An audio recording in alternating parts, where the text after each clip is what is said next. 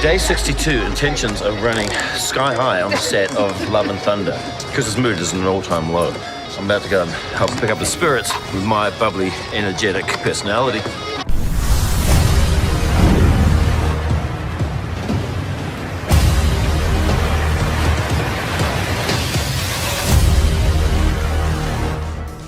After a really long wait, it seems like Thor Love and Thunder is finally releasing, and that's something fans are incredibly excited about. Not only was Thor Ragnarok really well loved, but the fact that we're finally getting another film directed by Taika Waititi, fans are pretty excited.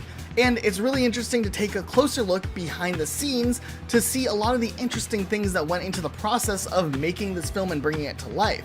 So let's go ahead and jump in and take a closer look. Who's stronger, your Thor or Chris's Thor? Oh, Chris's Thor. No! He's the best superhero of all time. Quick Marvel trivia question. So far in the Marvel Cinematic Universe, we've had two different actors who have played as Batman appear as a major character in a MCU film. Obviously, with Thor Love and Thunder, we have Christian Bale, who played Batman in the Dark Knight trilogy, but there's been one other actor who's also starred as Batman in the past, who's appeared in a Marvel film as well. Who is it? Leave your guesses in the comments down below and stick around to the end of the video to see if your guess was correct. It's actually pretty interesting. Today, we've seen Chris Hemsworth take on the role of Thor for a really long time. He's appeared in 8 movies overall, 4 of them being standalone films now, and we've heard Chris Hemsworth talk about how much he's loved playing the character and how long he's been able to play the character. This new film transitions us from Endgame into a rebirth. Thor doesn't know what his place is in the universe. That's represented in his wardrobe as well. Natalie Portman is really integral to this film as well, as Natalie was an original cast member from the first Thor movie playing Jane Foster. She was a big character in Thor The Dark World. However, when Ragnarok came around, Taika Waititi wanted to kind of reboot the character in a new way, which meant shedding some of the character and plot lines from the previous 2 films to kind of give the films a fresh start. But now with Love and Thunder, there's a lot of room to expand, and Natalie Portman was brought back on board so that her character could have a much more involved role.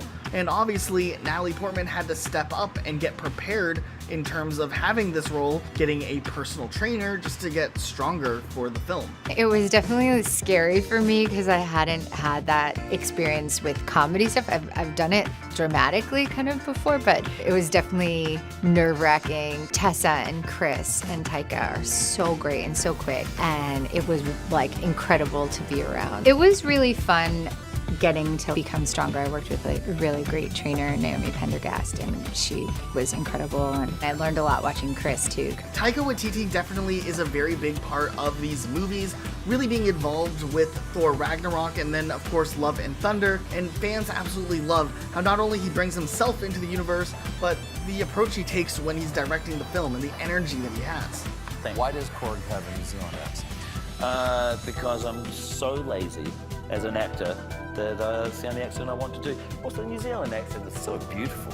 Listen to it. Just listen to the way I'm speaking. It's just like having your eardrums just massaged to death. It's Yes. oh, it's But real quick, make sure you guys do check out our Instagram page. There's a link in the description down below. If you like short form content and memes and just everything Marvel and superhero related, make sure you guys are following our Instagram page so you're not missing out on some pretty awesome content over there.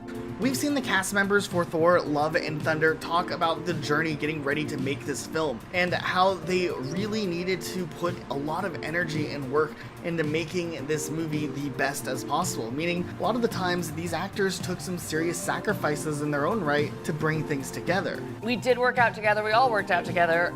She got so buff. It was incredible. And also the thing of, she isn't just buff, but in the film, they make her like 6'3". She's basically... How do they do that? Well, movie magic, but also practically they'd have to build these decks for her, basically. So when she would have walking scenes, there'd be like risers that she would be on. And they'd be like, okay, bring in the deck for Natalie. It's hugely imaginative and fun. It's such an enormous scale. It's a crazy space adventure with a new villain who's pretty monstrous. We also can appreciate the importance of the planning and just the general growth that this film is going to bring the Marvel Cinematic Universe to. It definitely seems like the goal is to evolve some of the characters that have been in the MCU for quite some time, and hopefully this movie does manage to fulfill those goals. That's how he would storyboard. You know, a bunch of action figures, and you're over here, and you're over here, and you do this. Look, it was just him at his kind of wackiest and most insane in a beautiful, beautiful way, trying and experimenting, exploring all sorts of ideas and concepts, and everyone was on board and along for the ride, and it was a hell of a ride, as only he could do. My first question is, will this movie deal with the multiverse? Oh. Yeah, that's a yes. Okay. Oh, no, that's a no. We don't know. That's a maybe. Yeah, oh, it's a maybe. It's also really exciting to see an actor like Christian Bale join up to play a villain. And honestly, from the little glimpses we've had and leaks that have been talked about online, Christian Bale seems like a perfect fit for this character. It's gonna be really exciting to see how involved he is with the project. How would you describe when you're in process of making a movie?